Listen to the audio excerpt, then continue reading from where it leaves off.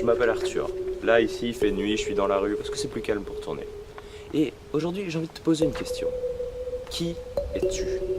Qu'est-ce qui te différencie des autres? Qu'est-ce qui te différencie des autres personnes de ton âge?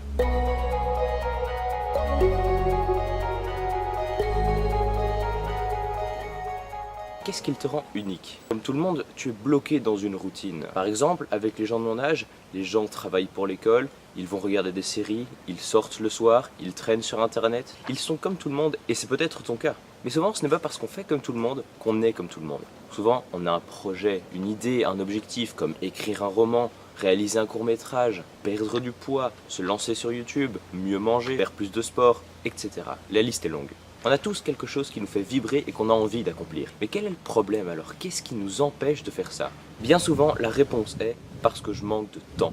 Je n'ai pas le temps. Tu t'es sûrement dit que tu commencerais ce que tu as envie de faire, mais que tu commencerais ça plus tard. Parce que là, pour le moment, tu n'avais pas le temps. En fait, ce que tu dis là, c'est que tu attends le moment qui sort de cette routine. Sauf qu'en te disant que ça attendra, tu procrastines. Procrastiner, ça veut dire remettre à plus tard ce qu'on peut faire le jour même. Bien, laisse-moi te... Putain, la voiture. On va voir la voiture, on va voir la voiture, on va voir la voiture. Oui. On l'a vu. Bien.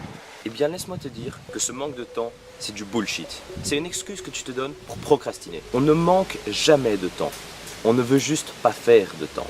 Retiens bien cette phrase. On ne manque jamais de temps. On ne veut juste pas en faire. Tu repousses constamment le moment de passer à l'action. Ce n'est pas ça qu'il faut faire.